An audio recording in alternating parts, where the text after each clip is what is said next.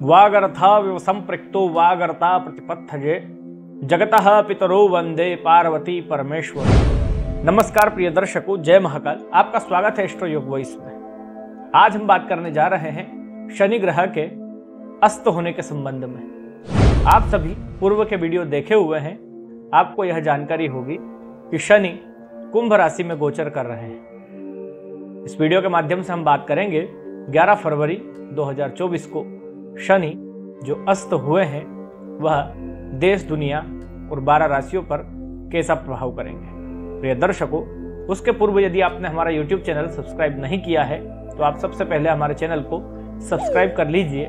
साथ ही हमारे वीडियो की त्वरित जानकारी प्राप्त करने के लिए बेल आइकन पर अवश्य क्लिक करें।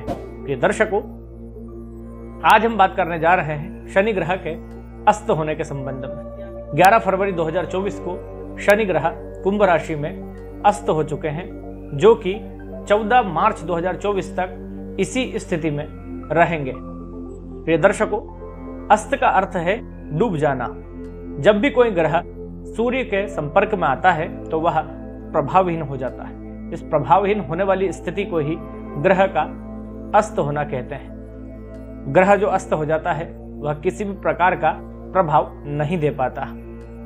शनि कुंभ राशि में सूर्य का सानिध्य पाकर अस्त हो चुके हैं और हम इस वीडियो में जानेंगे कि सूर्य भारत देश पर, साथ ही 12 राशियों पर किस तरह का प्रभाव देंगे। बात करते हैं सर्वप्रथम भारत देश की। अगर हम शनि का जो अस्त हुए हैं उसका प्रभाव देश के लिए देखें तो इसके अनुसार देश में उपद्रव जैसी स्थितियां बनेंगी। साथ ही सत्तारूढ़ जो पार्टी है उसके खिलाफ प्रदर्शन होंगे। लोगों में, जनमानस में सरकार के प्रति विरोध बढ़ेगा। साथ ही जो विपक्षी दल हैं वे सत्तारूढ़ पार्टी को अपने किए उन वादों को जो वो पूरा नहीं कर पाई हैं उनको लेकर के घेरेंगे।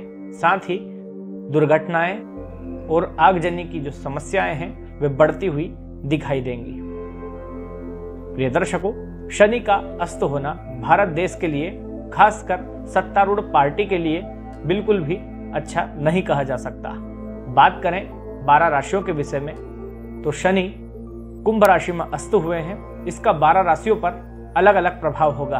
हम बात करते हैं 12 राशियों में सर्वप्रथम राशि मंडल की प्रथम राशि मेष राशि के विषय में।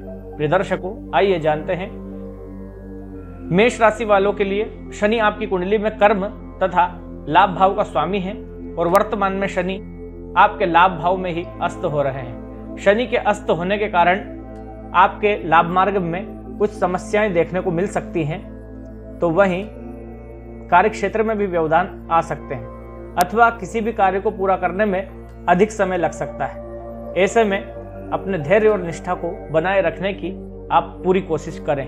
आपके लिए उपाय है प्रत्येक शनिवार सुंदरकांड का आप पाठ करें। बात करें दूसरी राशि वृषभ राशि की तो वृषभ राशि वालों के लिए शनि आपकी कुंडली में भाग्य तथा कर्म भाव के स्वामी है। वर्तमान में शनि आपके कर्म भाव में अस्त हो रहे हैं, अतः इसका असर आपके कार्यक्षेत्र यानी कि करियर पर पड़ सकता है।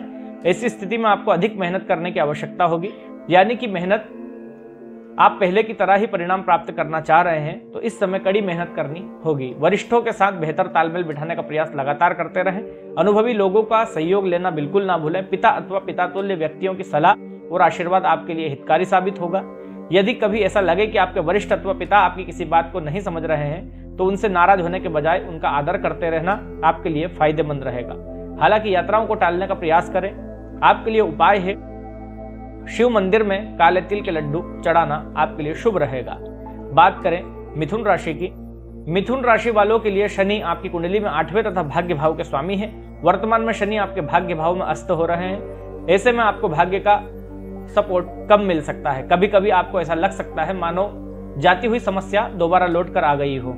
हालांकि आपको बहुत ज्यादा चिंतित या परेशान होने के बजाय धैर्य से काम करने की जरूरत होगी। साथ ही अपने आराध्य देवी देवता की पूजा करते हुए वरिष्ठों के मार्गदर्शन के अनुसार काम करेंगे तो कोई बड़ी समस्या नहीं आएगी।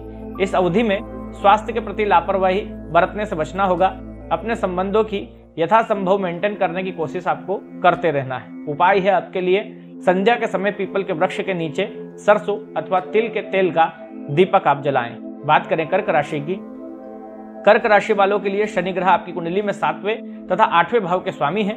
वर्तमान में शनि आपके 8वें भाव में रहते हुए अस्त हो रहे हैं। 8वें भाव में शनि के गोचर को शनि की ढैया के रूप में जाना जाता है, जिसे सामान्य तौर पर नकारात्मक कहा जाता है। अतः शनि के अस्त या प्रभावहीन, या यूं कहे कि शनि के नकारात्मक प्रभाव में कमी आने के कारण आपको राहत या अनुकूलता का अनुभव हो सकता है। हालांकि इसके बावजूद भी आपको अपने स्वास्थ्य आदि के प्रति लापरवाह नहीं होना चाहिए। साथ ही पहले की तरह किसी भी प्रकार के बड़े रिस्क या निवेश से बचना चाहिए।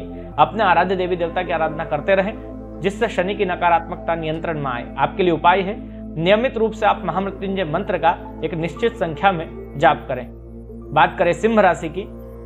सिंह राशि वालों के लिए शनि आपकी कुंडली में छठे तथा 7वें भाव के स्वामी हैं। वर्तमान में शनि आपके 7वें भाव में अस्त हो रहे हैं। वैसे तो 7वें भाव में शनि के गोचर को अच्छा नहीं माना जाता, लेकिन अपनी ही राशि में होने के कारण शनि ज्यादा नकारात्मक ना देकर सिर्फ आपको सीख देने या सही मार्ग पर बनाए रखने के लिए कुछ परेशानियां देते रहेंगे।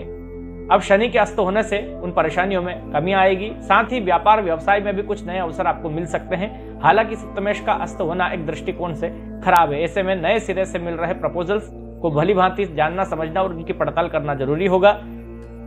किसी भी तरीके के गैर कानूनी काम में जुड़ना उचित नहीं रहेगा। साथ ही विवाहित होने की स्थिति में अपने दाम्पत्य जीवन का आप विशेष ख्याल रखें। आपके लिए उपाय है, काली उड़द की पकौड़ी बनाकर गरीबों में बांटना आपके लिए बिल्कुल शुभ होगा। बात करें कन्या राशि की।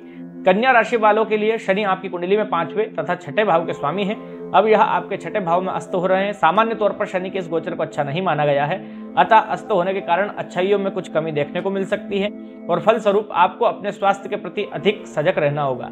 साथ ही प्रतिस्पर्धात्मक कार्य में अब तुलनात्मक रूप से अधिक मेहनत करनी पड़ सकती है, लेकिन अनुकूल बात यह है कि इन्हीं मामलों में आपको कठिनाइयों के बाद अच्छे परिणाम मिल जाने चाहिए। संतान पक्ष को लेकर कुछ चिंताएं देखने को मिल सकती है। कमर या पेट के आसपास की कुछ परेशानियां भी बीच बीच में आपको परेशान कर सकती है। आपके लिए उपाय है, मजदूरों को अपने सामर्थ्य के अनुसार आप भोजन कराएं।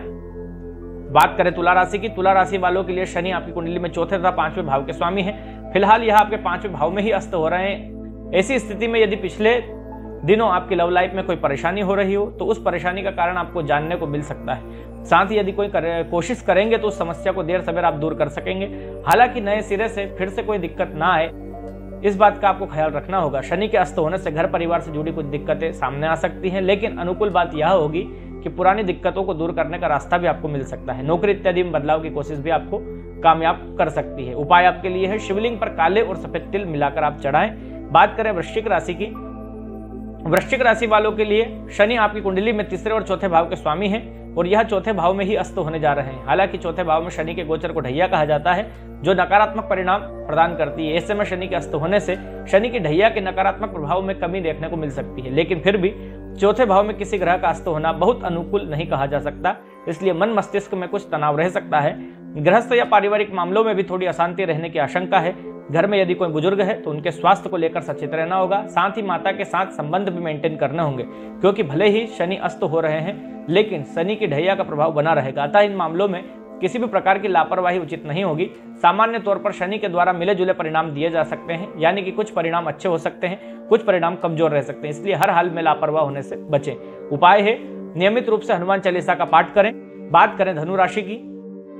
धनु राशि वालों के लिए शनि आपकी कुंडली में 2रे तथा 3रे भाव के स्वामी हैं। वर्तमान में यह आपके 3रे भाव में ही अस्त हो रहे हैं। वैसे तो सामान्य तौर पर 3रे भाव में शनि का जो गोचर है वह अच्छा कहा जाता है, लेकिन अस्त होने के कारण जो अच्छे परिणाम आपको मिल रहे थे उन अच्छाइयों में कुछ कमी देखने को आपको मिल सकती है। जो काम पहले तेजी के साथ पूरे हो रहे थे, शायद अब उनमें ज्यादा वक्त लगेंगे।